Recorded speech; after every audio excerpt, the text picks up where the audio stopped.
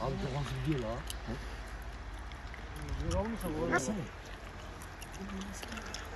Adam hortumda yetişiyor buraya. Abi oğlum bunu hortumda. Yatır. Bunun git kardeş buraya gidiyoruz. Bak kıyafet bir şey. Baskıların işi hangi miydi? Yakmayı yapıyorum.